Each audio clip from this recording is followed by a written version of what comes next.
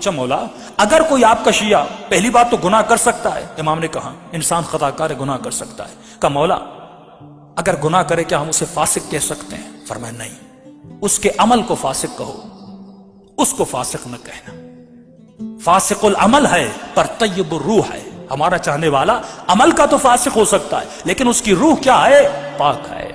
کہنے لگا مولا کیسے پتا چلے وہ آپ کا حقیقی شیعہ ہے؟ فرمایا اگر گناہ کرنے کے بعد اس کے چہرے پہ ندامت کو دیکھو، پشیمانی کو دیکھو تو سمجھ جانا ہمارا ہے. لیکن اگر گناہ کرنے کے بعد گناہ کی لذت اس کے وجود میں باقی رہے. کسی نے پوچھا مولا توبہ کب قبول ہوتی ہے؟ امام نے فرمایا تمہاری توبہ تب قبول ہوگی جب تو توبہ کرنے بیٹھے. فار ایگزامپل دعائے کمیل میں توبہ کرنے بیٹھے، جس گناہ سے توبہ کر رہا ہے اگر اس گناہ کی لذت تمہارے وجود میں باقی ہے تو سمجھ جانا تمہاری توبہ قبول نہیں ہوئی. جب تک اس گناہ کی نفرت تمہارے دل میں نہیں آتی فرمایا تب تک تمہاری توبہ قبول نہیں ہوتی. تو پہلی نشانی فرمایا اگر گناہ کرے تو پشیمانی اس کے وجود میں ہو. جب تک پشیمانی نہیں ہے فرمایا تب تک یہ ہمارا شیعہ نہیں ہے اور مقابلے میں آ سکتا ہے. دوسری چیز معصوم فرماتے ہیں فرمایا کچھ ایسی عادتیں، کچھ ایسے گناہ انسان کے وجود میں ہوتے ہیں جو گناہ ان کو اولیاء خدا سے دور کر دیتے ہیں. یہ گناہ ایک ایسی کثافت ہے، ایک ایسی نجاست ہے جو لوگوں کو اہل بیت سے دور کرتی تھی. یعنی جس طرح میگنیٹ ہوتا ہے،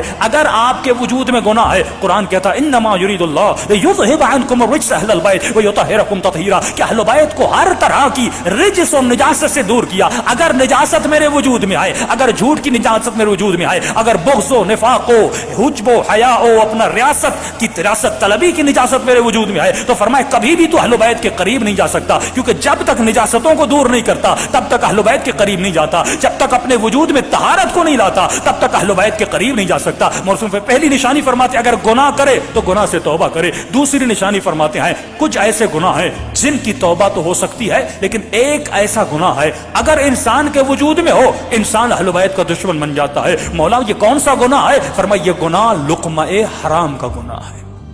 اگر حرام کا لقمہ کسی کے پیٹ میں جائے فرمایا اس گناہ کی نجاست اتنی بڑی ہے کیونکہ اللہ نے کچھ گناہوں کو چھپا کے رکھا ہے. اگر وہ گناہ کسی کے وجود میں آ جائے تو فرمایا اس کی توبہ قبول نہیں ہوتی، اس کی عبادت قبول نہیں ہوتی. 40 دن نماز شب پڑھے لیکن اس کی نماز شب قبول نہیں ہوتی کیونکہ اس کے وجود میں لقمہ حرام ہے. حرام کے لقمے سے بڑے ایک ایران کا بہت بڑا مجتہد تھا، کسی بہت بڑے شیعہ سے ملنے گیا. یہ شیعہ ان سے ملے، ان کے سامنے سفرہ لگایا، انہوں نے کھانا کھایا. کھانا کھانے کے بعد انہوں نے قبلہ کے سامنے ایک فائل لائی کہ قبلہ بہت سارے مکان ہیں اوقاف کے جو لوگ زمینوں کو وقف کرتے ہیں. ایک زمین ہے اگر آپ سائن کر دیں اس پہ بڑا اختلاف ہے، یہ ون سائیڈڈ ہو جائے گی، ہمارے ہاتھوں میں آ جائے گی. یہ سمجھ گئے یہ کھانا کھانا نہیں تھا، یہ رشوت کا کھانا تھا.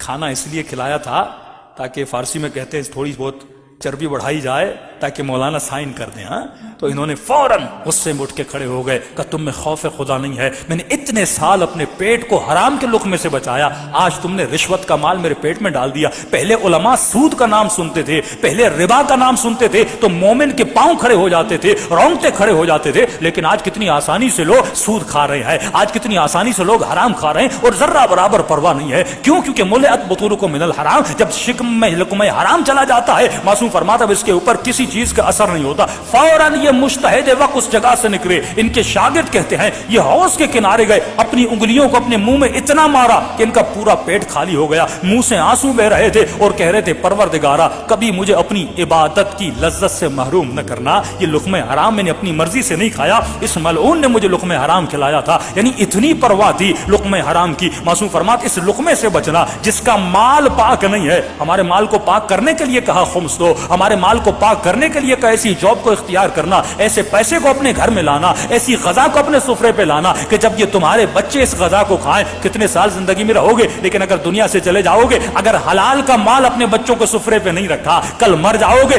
یہ بچے اس مال سے کیا کریں گے؟ اگر عیاشی کریں گے، اگر گناہ کریں گے، نقصان کس سے ہوگا؟ تمہیں ہوگا. لیکن بچے کی تربیت ایسی کی جیسی حسین ابن علی نے کہی اگر مر جاؤ گے یہ بچہ ایک بسم اللہ الرحمن الرحیم پڑھے گا. رسول خدا فرماتے ہیں کئی دن سے کئی مہینوں تک اس کا عذاب جہنم ختم ہو جاتا ہے بچے کے ایک بسم اللہ الرحمن الرحیم پڑھنے سے. صلوات پڑھے محمد و آلہ.